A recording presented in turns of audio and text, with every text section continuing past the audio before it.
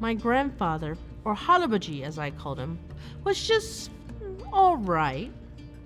My family and I grew up living with my paternal grandparents in a small town called Sebastian, Florida.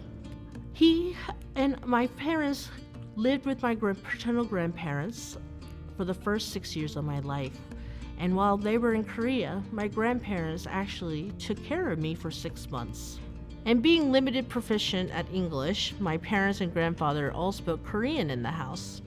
And one of his favorite phrases was 괜찮아, 괜찮아, 괜찮아, which means it's alright, it's alright, it's alright. We like to joke that he was the Korean Matthew McConaughey. When my little brother took apart the camera, the brand new computer, the food can opener, and every mechanical object in the house, destroying hundreds of worth of machinery, my grandfather just said, 괜찮아, 괜찮아, 괜찮아. It's okay, it's okay, it's okay. When my cousins and I would go running amok in the produce store, family produce store, taking a bite of all the strawberries, cherries, and berries and putting them back into the fruit stand, my uncle would scold us, but my grandfather would just say, 괜찮아, 괜찮아, 괜찮아. It's alright, it's alright, it's okay. When I crashed the family produce golf cart that they used for the family store 6 times in a row, my grandfather would just say, 괜찮아, 괜찮아, 괜찮아. It's okay, it's okay, as long as no one was hurt. See, my grandfather always knew what was important. He only stressed about the important things. He was a man of few words, but when he did speak, everyone listened. So, as someone who always said everything was okay, things changed when it wasn't okay. My grandfather's cancer had come back, and it was in the final stages. And after a few months of hospitalization, the doctor told my family, my parents, that we should all be prepared to say our final goodbyes.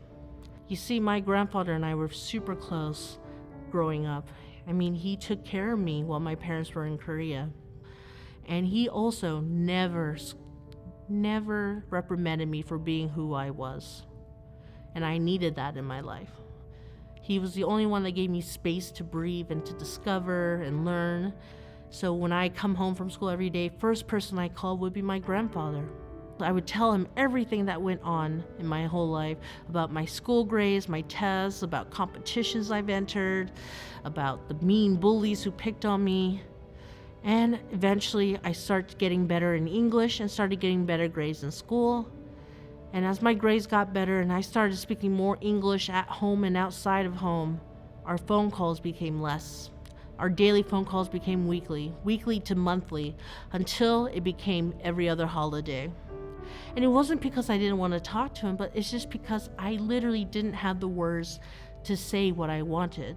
You see, at this time, I had forgotten my Korean language, my heritage, my culture. I denied half of myself because I thought learning English and fitting in with my American peers was more important. One by one, my cousins and I lined up to go say our goodbyes to him. And as soon as he saw us enter the room, he asked my parents in Korean, 애들가 왜 여기 왔어? 안 보고 싶은데. Which meant, why are the kids bothered to be here? They don't even want to be here. They don't want to see me. I wanted to take his hand and tell him, no, that's not true. We're here because we want to be. We want to say we love you and goodbye. And we want to thank you for everything you've done for us. Without you, we wouldn't be the people we were today. But all I could say to him at that moment was, 할아버지, 사랑해요. 사랑해요. 고맙습니다. 죄송합니다. 사랑해요. Please, I love you. I love you. I'm so sorry. I love you. I wanted to say so much more, but I just didn't have the words to express myself. And that made me very ashamed. For the longest time, I learned not to speak up. I learned to keep my head down and my mouth shut. Because I couldn't say what I wanted to my grandfather, I decided not to say anything at all. It wasn't until a few years later, when my grandmother got sick and I wanted to say those same words to her, I made a resolution to learn my Korean language again, to relearn everything, to pick up my Korean culture and my roots. It was my dream then to learn Korean again. After taking classes and grammar courses and forcing myself to speak Korean in my household, I was able to speak it again. Now I'm able to converse with my family, my entire family, including my grandmother, in Korean and keep up daily remarks with them. He taught me it was important to remember where I come from and who I was, to regain my Korean heritage and my culture and my language, to be able to express myself when I want to, and to never let anyone keep me shut up. It's thanks to my grandfather that I'm able to speak Korean as well as Spanish and Japanese. I've learned the importance of language and communication, and from him I learned the importance of family and being there, and how big a difference a simple phone call can make. So it's thanks to my grandfather that I am who I am today, and to that I want to say 할아버지 감사합니다. And I hope that we will able to talk again one day in the future.